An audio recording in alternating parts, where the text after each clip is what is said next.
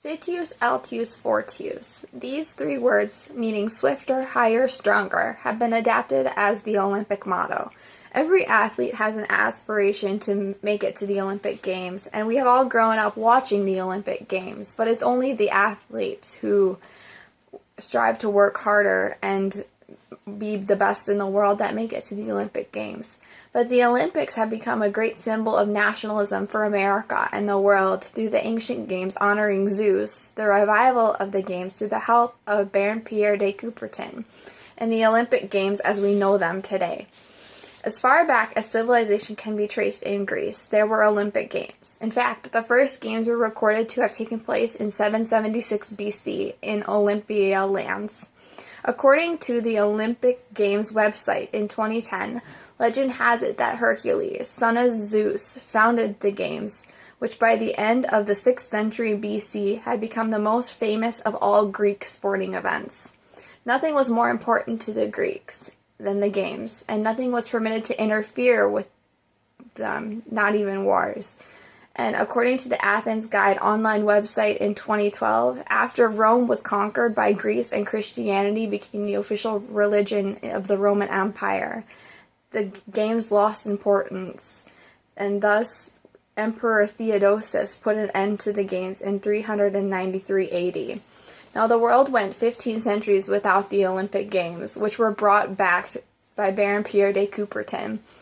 He was born into a family of military career officers, but he went on to study education. And according to the Associated Press and Greuler in the book entitled The Pursuit of Excellence, The Olympic Story, it quotes, "Everywhere he went, Coubertin was fascinated by the way education seemed to be intertwined with sports. Everywhere, that is, except in his native France, where tradition kept the two separated. He went to work to change that practice.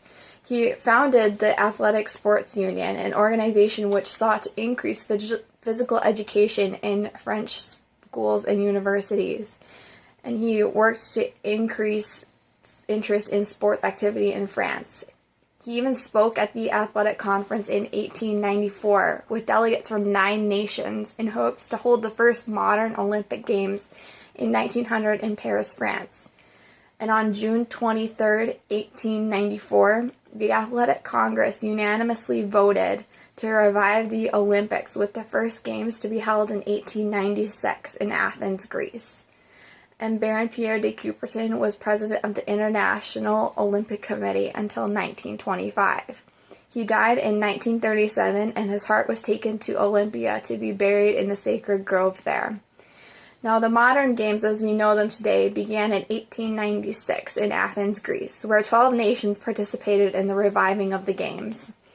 And in 1916, the games in Berlin, Germany were canceled due to the escalation in fighting in World War I, unlike the ancient games where nothing was permitted to be interfered with the games, not even wars. The 1920 games in Belgium was the premiere of the Olympic flag as we know it today, with the 5 multicolored rings. It was flown for the first time. In 1924, the games in France was the first Winter Games, and it featured the closing ceremony, with competition featuring ice skating, skiing, speed skating, and hockey. The 1936 games in Berlin, Germany, Hitler ordered that the Olympics be organized and conducted by the Nazi Party. In the 1940 games were canceled due to the escalation in fighting in World War II. Likewise, the 1944 games in Tokyo, Japan were canceled due to escalation in fighting of World War II.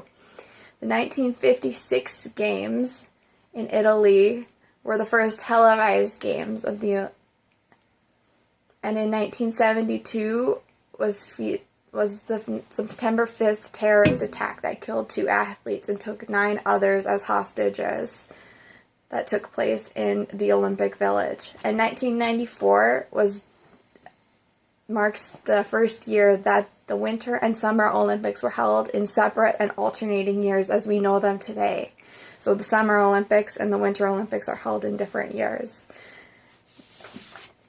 The Olympics have become a great symbol of nationalism for America and the world through the ancient games honoring Zeus, the revival of the games through the help of Baron Pierre de Coubertin, and the Olympic Games as we know them today. And without these things, we wouldn't have the Olympics, and I'm so glad we do. Thanks for watching.